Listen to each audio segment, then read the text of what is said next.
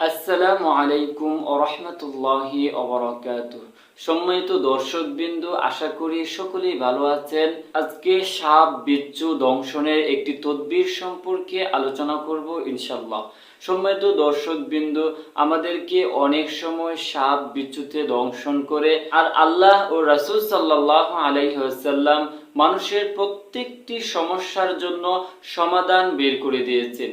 সম্মানিত দর্শকবিন্দু, প্রথমেই সেই নিয়মটি সম্পর্কে আলোচনা করা যাক।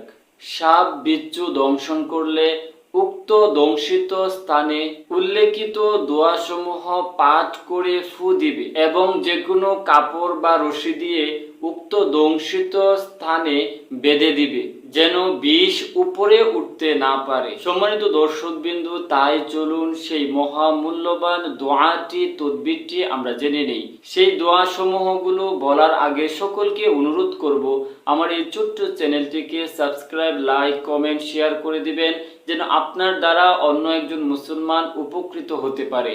তো চলুন সেই মহামূল্যবান দোয়াটি আমরা জেনে নিই। দোয়াটি হচ্ছে সালামুন আলা ইলিয়াসিন, সালামুন আলা নূহিন ফিল আলামিন, বিসমিল্লাহি শুজ্জাতুন করনিয়াতি মিলহাতুন বাহরুন ফাকত। সম্মানিত দর্শকবিন্দু, আপনাদের সহজের জন্য উল্লেখিত দোয়াটি বাংলা ও আরবি উচ্চারণ আমি স্ক্রিনে দিয়ে রাখছি। শেষ করার আগে সকলকে আবারও অনুরোধ করছি, আমার এই ছোট্ট চ্যানেলটিকে সাবস্ক্রাইব, লাইক, কমেন্ট, শেয়ার করে দিবেন। এই বলে শেষ করছি। ততক্ষণ সকলেই ভালো থাকুন। আসসালামু আলাইকুম ওয়া রাহমাতুল্লাহি ওয়া বারাকাতুহু।